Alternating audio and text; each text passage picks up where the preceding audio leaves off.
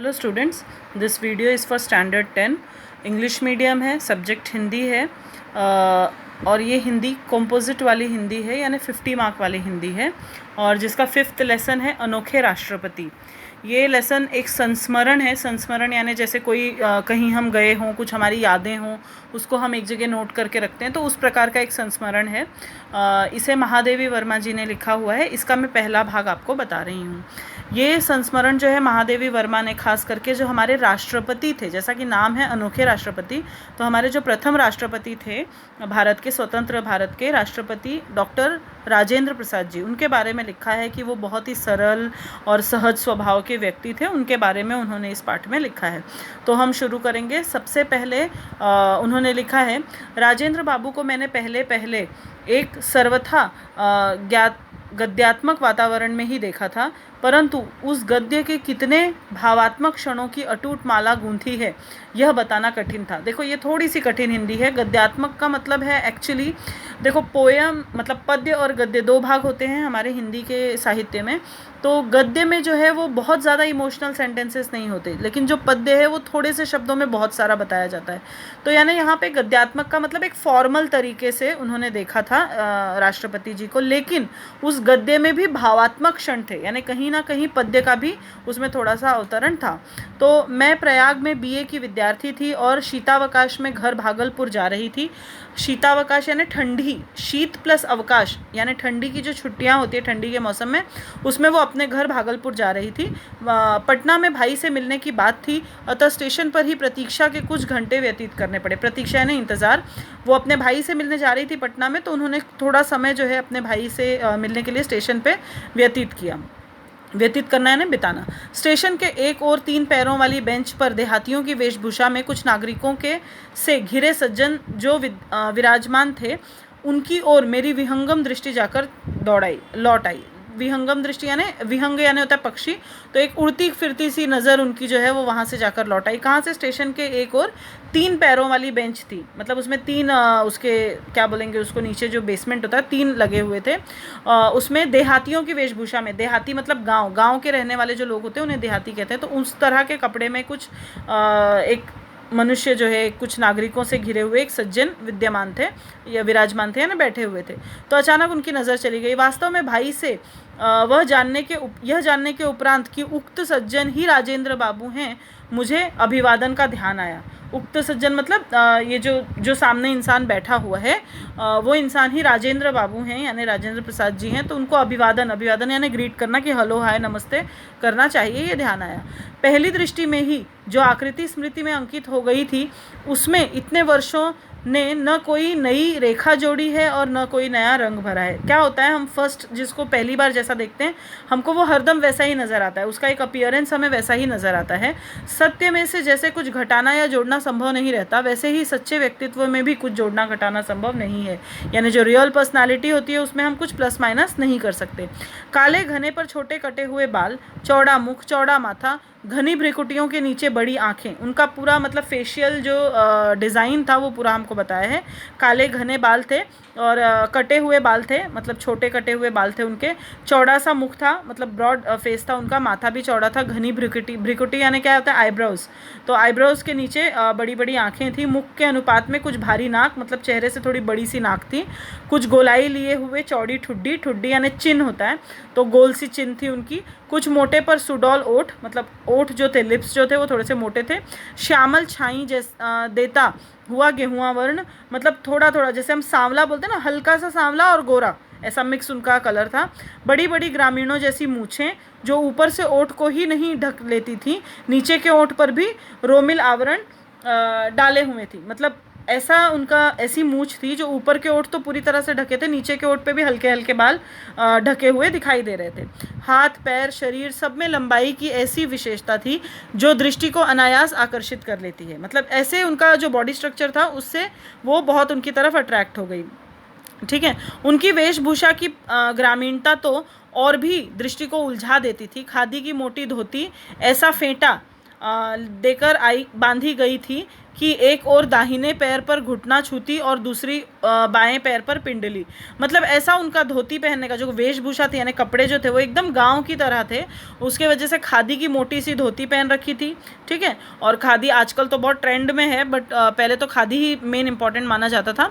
तो उसका फेंटा देकर बांधी गई, मतलब ऐसे लपेटी हुई धोती थी। तो जो राइट पैर था उनका, जो दाहिना पैर था उसके घुटने तक थी और दूसरे के पैर की पिंडली यानी नीचे तक, ठीक है। मोटे खुरदरे काले बंद गले के कोट में ऊपर का भाग, मतलब ऊपर का जो पोस्चर था, बॉडी थी वो मोटा काले कलर का, गले बंद मतलब एकदम नेक क्लोज रहता है ना, एकदम राउंड नेक वाला, वैसा उन्होंने कपड़ा पहना था। बटन टूट जाने के कारण खुला था और घुटने के नीचे का बटन बटनों से बंद था। तो मतलब लंबा सा कोट था उनका, क्योंकि कोट खुल चुका, बटन टूट चुका था, इसलिए थोड़ा सा खुला लग रहा था। और जो घुटने के नीचे का बटनों से बंद था, जो घुटने के नीचे का था वो थोड़ा बटन से बंद था। सर्दी के दिनों के कारण पैरों के मोटे जूते तो थे ही, परंतु कोट और धोती के समान उनमें भी विचित्र स्वच्छंदता था। मतलब बहुत ही फ्री थे, कोट और धोती जैसे थे वैसे उनके जूते भी कुछ ज़्यादा ही अलग से थे, खुले हुए थे। मिट्टी की परत से न जूतों के रंग का पता चल रहा था न रूप का, मतलब इतनी उस पर मिट्टी जमी हुई थी, ना तो ये पता चल रहा था कि जूता कौन से कलर का है और ना उसका शेप, डिज़ाइन, कलर कुछ नहीं पता चल रहा था। गांधी टोपी की स्थिति तो और भी विचित्र थी। गांधी टोपी एक टिपिकल टाइप ऑफ टोपी होती है, आपने देखा होगा, तो उसको गांधी टोपी कहते हैं। तो वैसी टोपी की स्थिति जो है वो और भी विचित्र थी, थोड़ी सी अलग सी लग रही थी उनकी टोपी। और उसकी आगे की नोक बाईं भौं तक खिसक आई थी, मतलब जो आगे की नोक थी, जो पॉइंटर था, वो एकदम राइट साइड के उनके आईब्रोज तक टच हो गई थी। और टोपी की कोर माथे पर पट्टी की तरह लिपटी हुई थी और जो उसकी एज थी वो पट्टी जैसे लपेट गई थी। देखकर लगता था मानो वे किसी हड़बड़ी में चलते चलते कपड़े पहनते आए हैं, मतलब जैसे बहुत घाई में रहे हैं और किसी भी तरह उन्होंने कपड़े पहन लिए, बस ऐसा लग रहा था।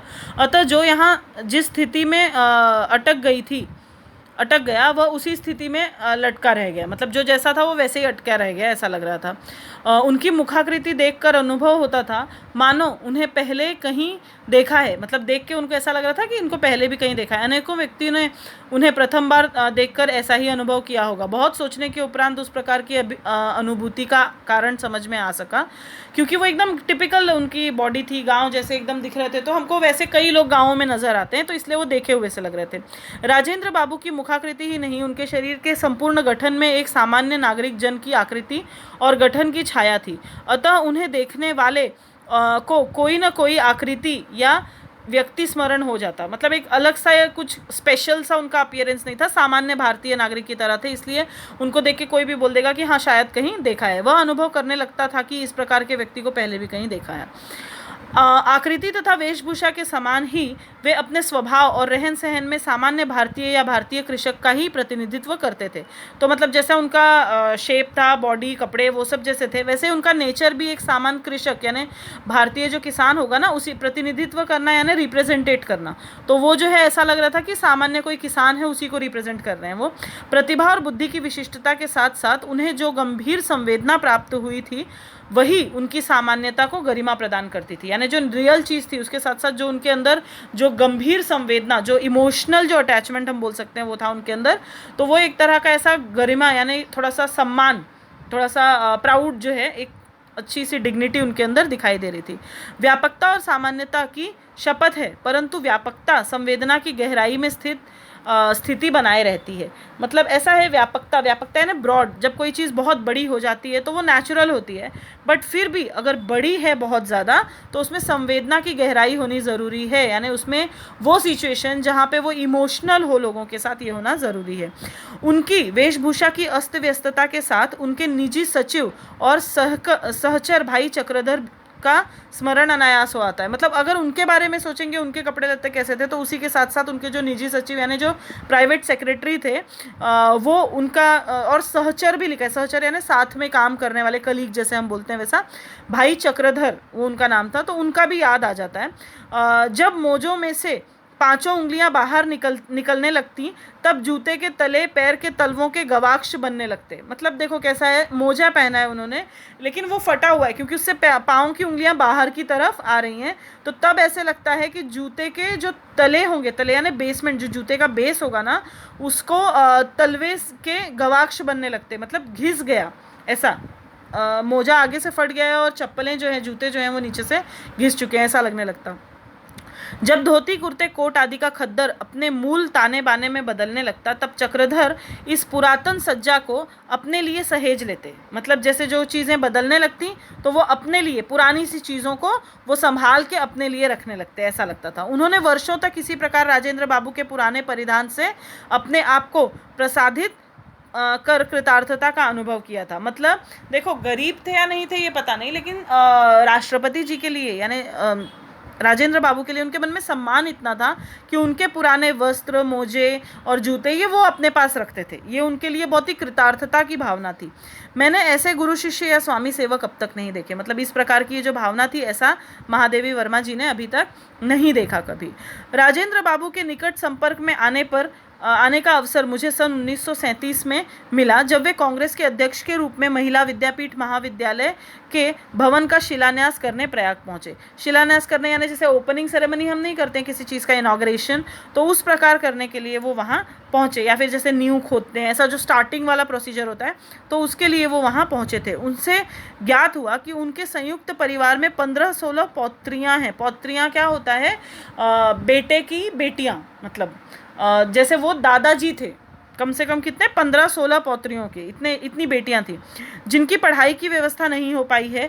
मैं यदि अपने छात्रावास में रख कर उन्हें विद्यापीठ की परीक्षाओं में बैठा सकूं तो उन्हें कुछ विद्या प्राप्त तो हो सकेगी। तो इसलिए उनको ऐसा लगने लगा कि इतने मतलब परिवार में इतनी लड़कियां हैं, तो अगर इतना कुछ उनके लिए मदद कर सके तो बहुत ही अच्छी बात होगी। तो इस प्रकार ये हम लोग देख सकते हैं कि ये इनका पहला जो भाग था, भाग 1 इस संस्मरण का, वो मैंने अभी आप लोगों को समझाया है। Okay, thank you.